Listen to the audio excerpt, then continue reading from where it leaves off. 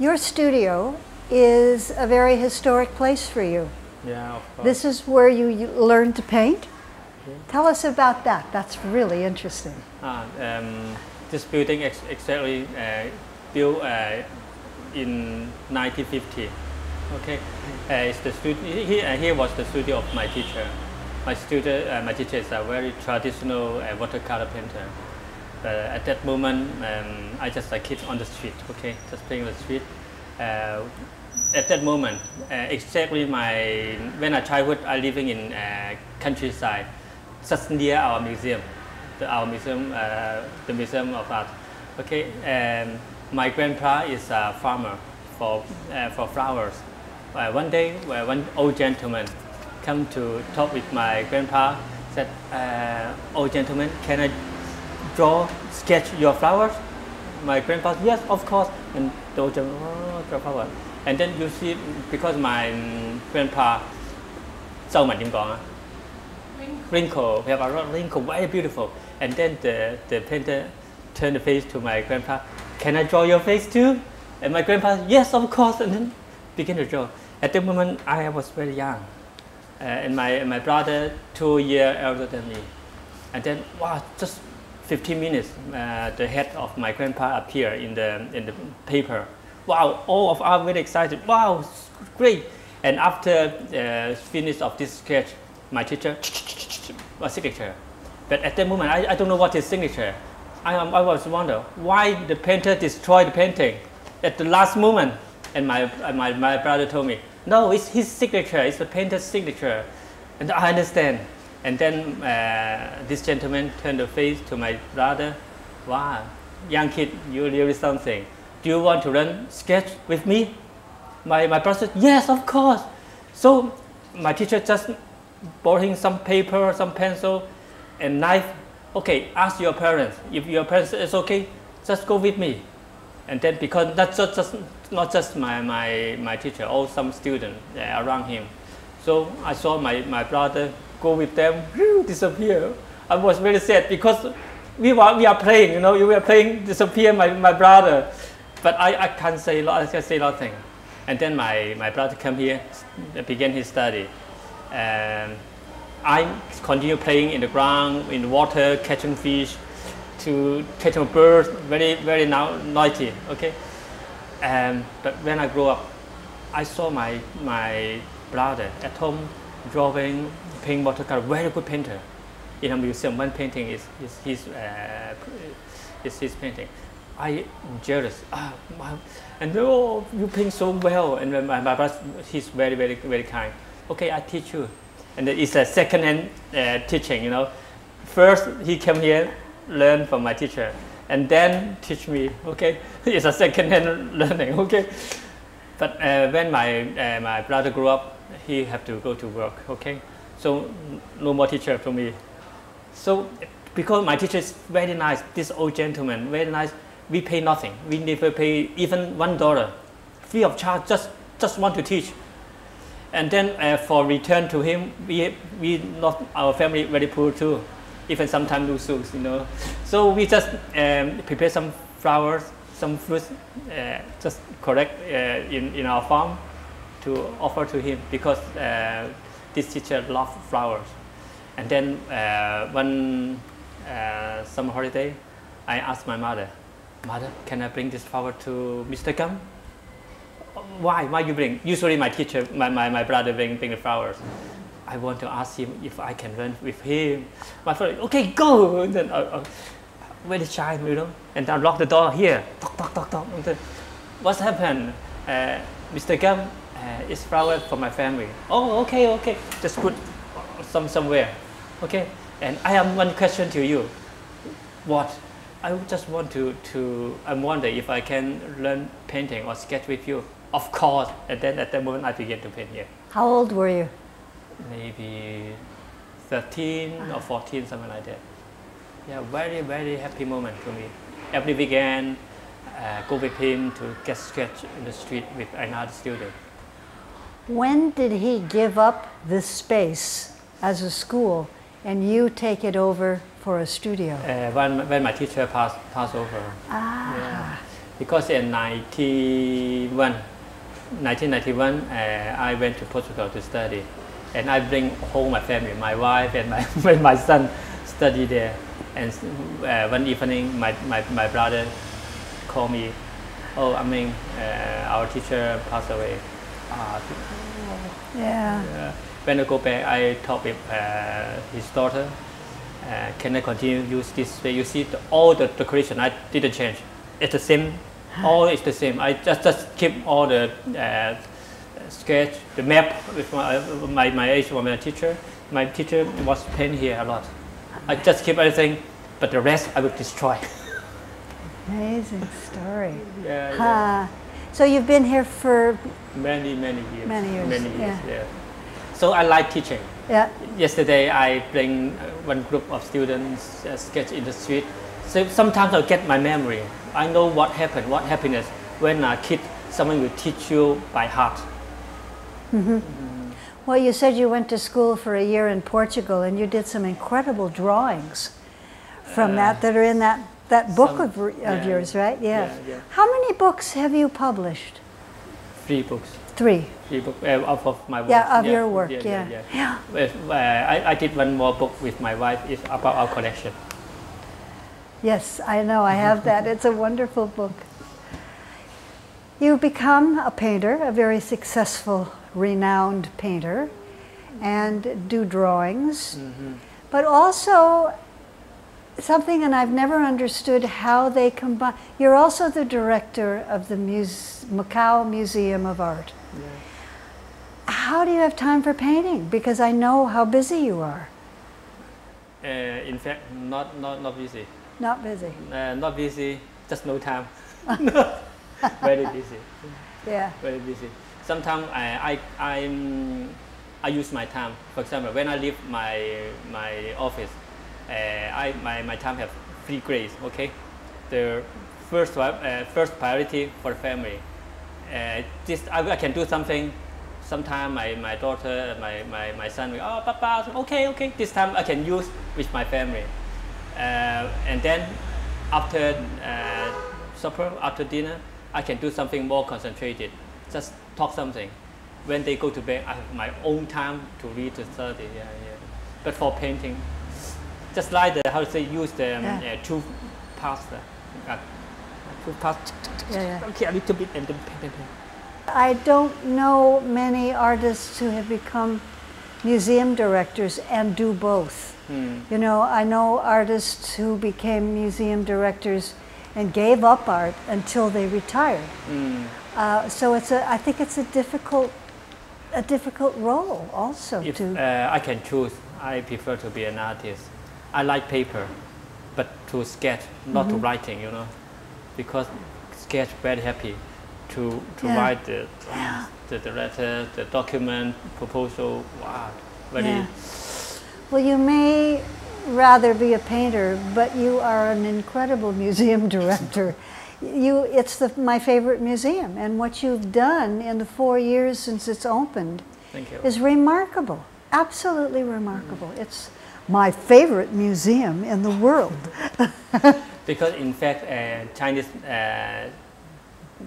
believe any kind of successful, they have 3 elements very important.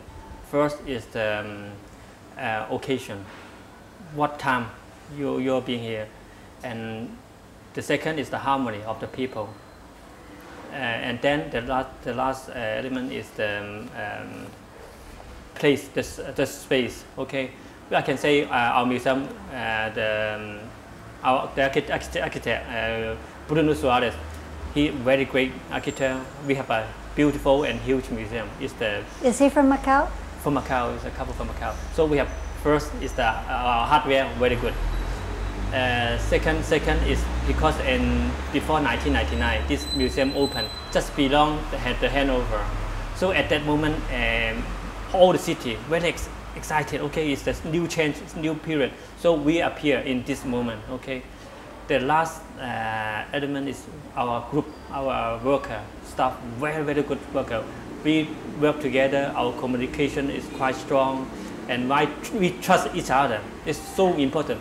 So I think if our museum is your favorite museum, because of this. No, it's true. Yeah. Absolutely. I have never worked with a staff the size of yours that actually works as a team.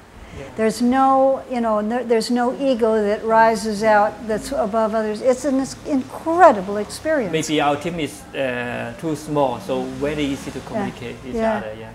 But I thank you for the experience. It's really been remarkable.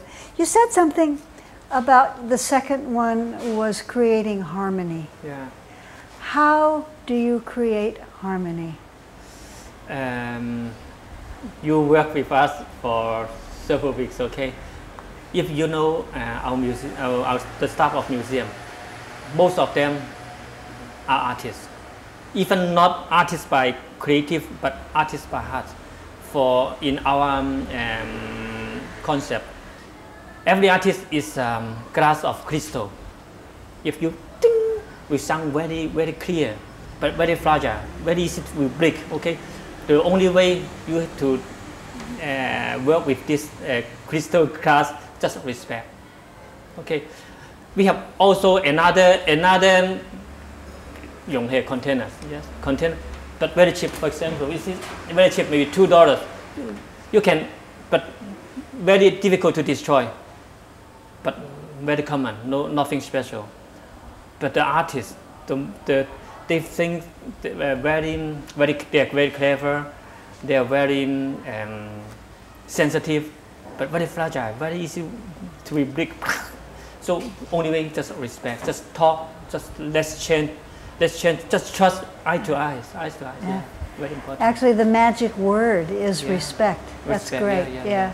Respect creates not only harmony but everything. Because we believe our museum, every staff have their own characteristic. We are whole body.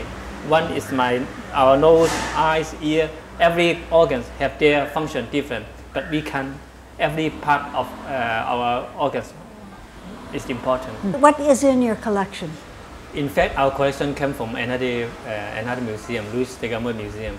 It's a very old museum, maybe one of the most oldest museum in China. Began to 1930s, and this museum began to have their own collection from ceramic, Chinese painting, 19th century oil painting, sketch, prints. Yes, when our museum opened, we just adapt all this collection now showing in a museum. Now, what happened to the other museum? This museum closed. So you inherited the collection. Yeah. But then are you constantly acquiring to add to the collection? Yeah. How many museums are there in Macau? Still now, I guess, including the private museum and the public museum, 12 museums. But Macau itself is a museum too. That's true. When you're working in the street, when you visit the people, when you talk with them, it's a museum, it's a living museum. Yeah. No, that's really we can true. learn a lot. And everybody in it are performance artists. Let's talk about your work. We've talked about the museum. Do you prefer to draw or to paint? I think I can separate. I can separate because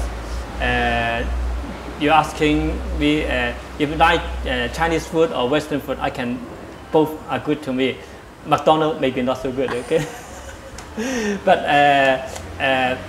drawing with different attitude. I like traveling. Even 80% of my dream, traveling. If you ask me, last night, what is your dream? Traveling to everywhere, to Europe, to America, Asia, in countryside. Traveling. My dream, a lot of traveling. So if traveling, you just bring a sketchbook, one pencil, you can do a lot of things.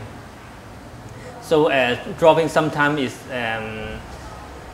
I can catch the emotion or the sense of that moment, very important. But painting is different. When I set up the canvas, I just wait and see and look at the canvas, and the image and idea will appear. So it's a different attitude. For sketch, it's more, I would say, the objects most important. they attract me, but painting 100% by myself. So how it depends what is my mood, what is my emotion at that moment. Yeah. Does it also depend on what you're trying to get across, what you're trying to say? Yeah. Sometimes in the environment different, the painting will change naturally. In my experience, I never planning how to change my style to that. I never do it. Everything happen naturally. Whether I read some book interesting, and then the image will change. Have your styles changed? I mean, the images have changed over the years, but the styles have changed too. Yeah. Huh. What's it going to be like in 8 years, I wonder? What will it be like in the future? You don't know. Hard to tell. I don't know. Yeah. I began to have some idea, but not yet. Yeah.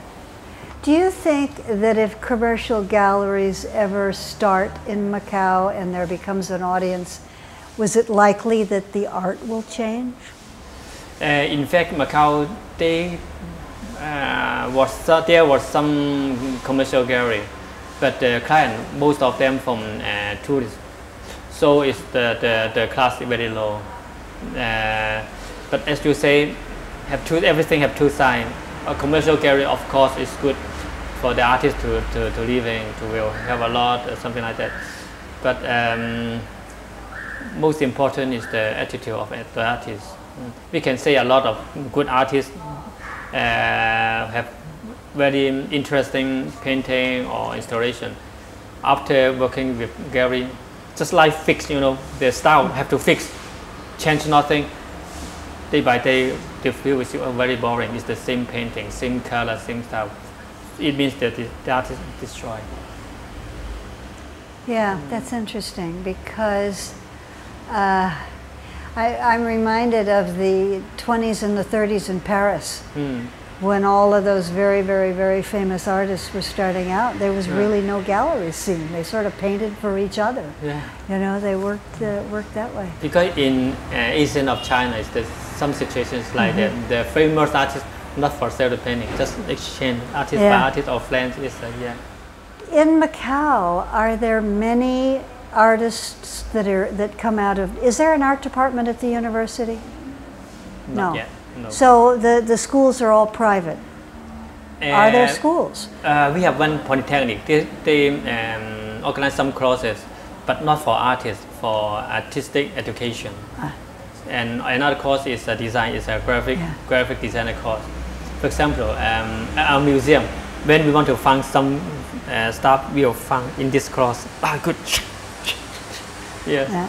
In fact, some stuff from Polytechnic quite good quality. Yeah. Are young people becoming artists like always, or are they sort of discouraged and they say, "Well, I'm not going to become an artist because there's no audience, there's no place to show," or do they still become artists? I believe it's how to say. So in front of our museum, we have a lot of things to do. Now some younger generation, some teenagers, they have interest in us, but not in love in college. So we hope in the future we will do something. To go up through high school. That's interesting. Yeah. At least let them like or love us. Okay, even not artists. Yeah. You could start an art academy in the studio. It will go back to its previous history. In fact, we are setting up another studio for the teenager. We are planning. So I'll tell you next time we come here. Our museum changed too. Sometimes I feel I'm very, very lucky. First, my family very good. When I grew up with a very good family, my brother, my sister, my parents, excellent, no complaint. And I have a very good family now. Okay, organized by me, by my wife. Okay, organized. Okay, administration. Okay, I have a very good colleague with me. I have a lot of good friends. I have a very good studio in the heart of Macau. In the balcony, you will see. Well, you may very well be the heart of Macau.